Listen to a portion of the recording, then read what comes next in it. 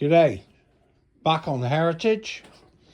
So I've took the oil tank off again because it's still not turning over. Even with the monster battery in, I've just put it in temporary the wrong way round. So what I've done, I got to start eliminating things out of it because it's getting ridiculous. So because I've got this push button, what I done was underneath it, it picks up the power. So here it is there. Underneath this, the lead that goes up to the battery, this lead goes over to the main fuse.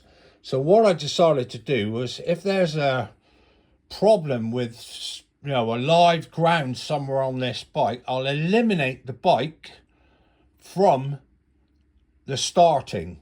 So I took this wire off and the starter switch wire, which is there, which goes in there, and I hooked the ground from the starter and the live from the starter to the battery and pushed the button where it really struggled, and then it started turning over and then it wouldn't turn off because it jammed, which is not very good. So I've had to try and undo this without killing myself, and it was turning over for a good 2-3 minutes. So that means that, right, here we go around to this side. So this has got on the clutch hub this aftermarket different gear, and it's all fairly good shape. What it does, it changes the ratio to turn it over. But this was stuck, so something is not right here, which, what a time to find it out. So it's all good in there. So when you buy this aftermarket, this is a standard one here. Look at the difference in the size where it sits in the primary, yeah? So what they do is they give you a bush, and you have to machine your primary cover and put the bigger one in. So there it is. And this one, so I have already checked the fit, but which is good, but if it's out of line, it's going to make it jam.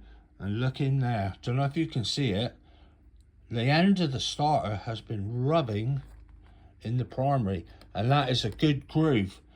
So it's not only is it a big motor, with the starter gear, yeah, you can see it now, starter gear rubbing, it's going to make it really struggle. So to prove my point, what I'm going to do is take the primary, take the compensating sprocket off, primary chain, tensioner, clutch hub, and I'm going to put a standard one on, and I'm going to put a standard